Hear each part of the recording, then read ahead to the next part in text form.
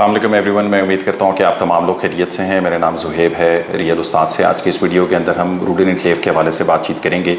Rudn enclave ने recently अपनी policies दी हैं, मर्जर पॉलिसी, कुछ जनरल और एग्जेक्टिव ब्लॉक के हवाले से उन्होंने पॉलिसीज़ दी हैं, तो मैं कोशिश करूँगा कि इस वीडियो के अंदर उनको एक्सप्लेन करने की कोशिश करूँ। हम सबसे पहले जनरल ब्लॉक से स्टार्ट करते हैं। 2019 से सोसाइटी इस ब्लॉक को बेच रही है, प्लॉट नंबर स्ट्रीट नंबर के साथ बेचा।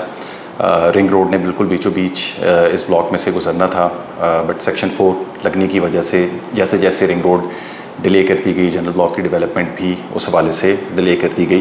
बट इस टाइम के ऊपर सोसाइटी ने कुछ पॉलिसीज़ इंट्रोड्यूस करवाई हैं जनरल ब्लॉक से रिलेटेड, जो कि सोसाइटी ये चाहती है कि जनरल ब्लॉक के एंड यूज़र्स को थोड़ा सा ईज़ दिया जाए इन पॉलिसीज़ के तहत। सबसे पहले जो पॉलिसी इन्होंने दी है वो सोसाइटी ये कह रही है कि अगर आपकी फ़ाइल्स ब्लॉक हैं, आपने किस्तें इंस्टॉलमेंट जो है वो नहीं जमा करवाई भी, तो जितना भी आपका पेंडिंग लेजर है अगर आप उसका 50% भी जमा करवा देते हैं तो आपकी फ़ाइल को पुराने रेट के ऊपर रिवर्ट कर दिया जाएगा और अनब्लॉक कर दी जाएगी। उसके अलावा अगर आपने अपने लेजर के अंदर जनरल ब्लॉक में 50% लेजर आपने अपडेट किया हुआ या उससे ज़्यादा आपका अपडेटेड है लेजर, तो आपकी जो ट्रांसफ़र्स हैं फ़ाइल की 31 दिसंबर 2023 तक वो फ्री हैं। जितनी भी ट्रांजैक्शन उसके अंदर होंगी उस पर कोई ट्रांसफ़र फ़ीस नहीं ली जाएगी। तीसरी पॉलिसी जो जनरल ब्लॉक से रिलेटेड सोसाइटी ने दी है वो ये पॉलिसी दी है कि अगर आपने जून 2020 से पहले की बुकिंग करवाई हुई है तो आपके लेजर में 1 साल की फ़र्दर तोसी कर दी गई है। फॉर एग्ज़ाम्पल, अगर आपकी फ़ाइल में 1 लाख रुपए पेंडिंग है जो कि आपने जमा करवाने हैं और 1 साल में जमा करवाने हैं, तो वो अब आप 2 साल के अंदर जमा करवाएंगे।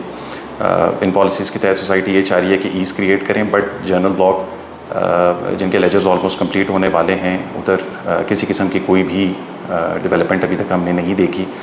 सोसाइटी को इस तरफ भी नज़रसानी करनी चाहिए। इसके अलावा एक बहुत बड़ा इशू था जो कि ओपन फाइल से रिलेटेड था, उसको भी सोसाइटी ने एड्रेस करने की कोशिश की है न्यू बुकिंग्स के नाम से।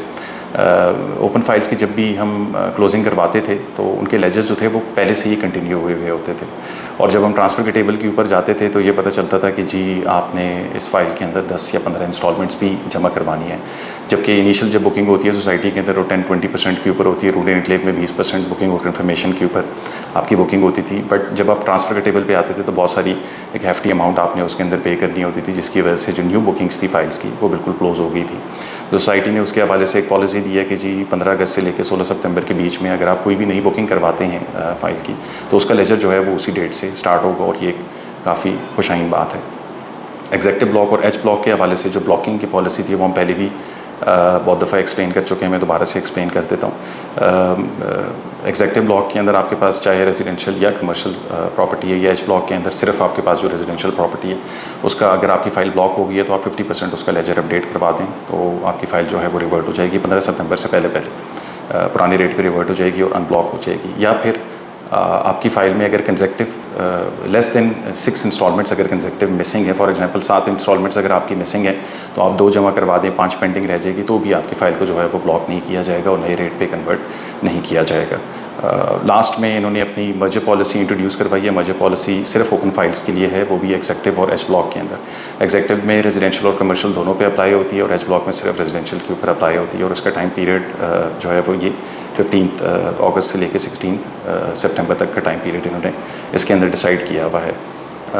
उसके हवाले से आप जो इन्होंने फार्मूला इसके अंदर दिया है वो ये कि आपके पास अगर एक ओपन फाइल है तो आप उसमें 2 फाइलें मर्ज करवा सकते हैं।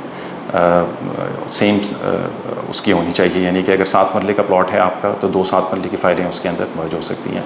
रूडन एनक्लेव अपनी बुकिंग के पॉइंट ऑफ व्यू से 20% चार्ज करता था इनिशियली प्रोजेक्ट्स के अंदर, तो आप जब 2 फाइलें उस एक फ़ाइल में मर्ज करवा देंगे तो 60% आपका लेजर ऑलरेडी पे हो जाएगा। अब अगर आपकी ये एग्जेक्टिव की फ़ाइल है तो आप इसको बैलेट भी करवा सकते हैं, रिमेनिंग 5% आप इसमें कैश में जमा करवा दें, 65% अपना लेजर अपडेट करवाएं, और 16 सितंबर 2023 को जो सोसाइटी ने बैलेट की डेट अनाउंस की है, सेकंड बैलेटिंग की डेट अनाउंस की है, उसके अंदर आप बैलेटिंग में भी अप्लाई कर सकते हैं। ये चीज़ एच ब्लॉक के लिए नहीं है, सिर्फ एग्जेक्टिव ब्लॉक के लिए है। जिन फाइलों में मर्जर हो गया है फ़ाइलों का, जब होगा इंशाल्लाह तो आप उसके अंदर राई वॉचेस नहीं अप्लाई कर सकते, और जिन फाइल्स के अंदर राई वॉचेस लगा हुआ है आप उन फाइल्स के अंदर मर्जर नहीं करवा सकते।